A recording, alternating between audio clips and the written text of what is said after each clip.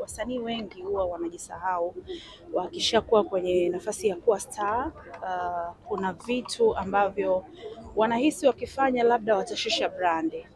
Kwa nafikiri Diamond kama kioo cha jamii, msanii mkubwa, nafikiri amefanya kitu kikubwa sana na ninampongeza sana kwa sababu atakuwa ameonyesha mfano kwa wale watu ambao wanaona kwamba labda kuuza sabuni ni kushusha brandi.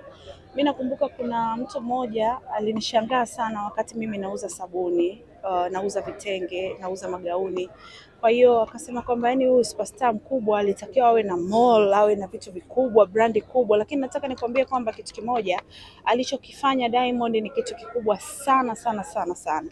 Lakini pia iwe mfano wa kuigwa kwa watu wengine. Unapokuwa unatengeneza jina lako, kumbuka kwamba kuna watu ambao wanakufuata nyuma. Kwa hiyo kama kuna watu ambao wanakufuata nyuma, basi make sure tengeneza kitu, jiongeze kwa kutengeneza kitu ambacho wataendelea kukusapoti hata kama ukishakuwa umeshuka kimziki au wherever. Kwa hiyo mimi nimpongeze na ni kitu kikubwa sana. Na of course nitakuwa wakala mkubwa sana wa hizo sabuni kwa sababu ndo kazi yangu, ndo shughuli yangu.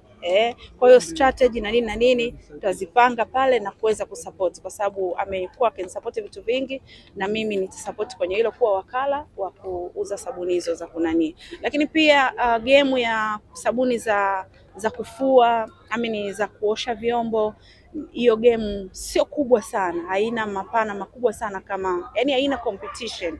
Kwa hiyo amefanya kitu kikubwa na nafikiri kitakuwa kikubwa zaidi.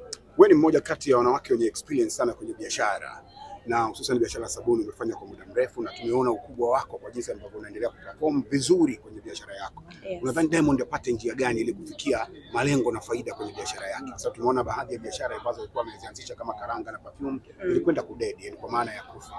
Nafikiri unajua sio kila mtu anajua biashara na mimi ni Mchaga. Mimi nimezaliwa kwenye biashara. Wazazi wangu wameuza sabuni, wameuza viatu, wameuza mitumba, wameuza genge. Kwa hiyo mimi nimekuwa naona biashara zinazofeli, naona biashara zinazokuwa. Kwa hiyo ninafikiri yeye kama amesimama sana kwenye muziki na amekuwa mkubwa kwenye muziki, kwenye upande wa sabuni yeye asimame kama kivuli, aandae timu nyuma ambayo inajua biashara vizuri. Strategy ya biashara hizi huwa zinalenga watu wa bei ya chini sana, yani aweke reasonable price ambayo kila Mtanzania anaweza kuafford, na wateja wetu sisi ni wateja wa chini. Kwa hiyo atafute ni jinsi gani ya kuweza kushusha bei, yani bei iwe sijajua bei yake, lakini bei iwe ya chini ili kila mmoja aweze kununua, lakini pia kuzingatia ubora na vitu kama hivyo. Kwa hiyo nafikiri aandae tu timu ambayo inaweza biashara, ili biashara isifeli ni lazima uwe na timu kama wewe sio mfanyabiashara kwenye upande wa bidhaa. Hongereni pia wasanii, sasa hivi tumeona biashara ndio zimekuwa nyingi sana. Kwa hiyo nimeona hata platforms zimezungumza kwamba sasa hivi wasanii wengi wamejikita kwenye biashara.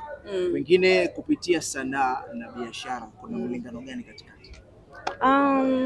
Mimi nafikiri sanaa ni kitu ambacho kimetufanya sisi tujulikane. Kwa mfano mimi sasa hivi niko location. Ni wiki ya 3 sasa niko location naandaa kazi yangu. Nina series yangu ambayo niko naiandaa.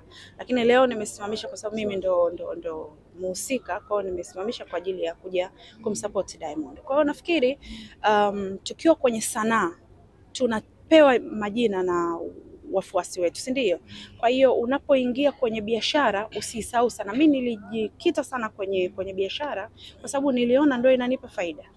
Na nikaona kwamba wale maproducer hawanitendei haki.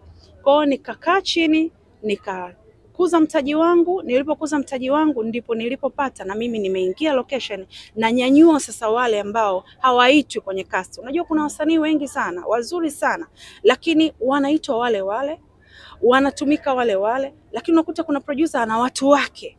Kwa hiyo najaribu kufanya kwamba mimi nilinyanyuliwa na mimi ninyanyue wengine. Kwa hiyo natengeneza kitu ambacho kitakuja kunyanyua watu wengi. Ni wambea? Hapana. Hapana, ni mimi na Aunty tu.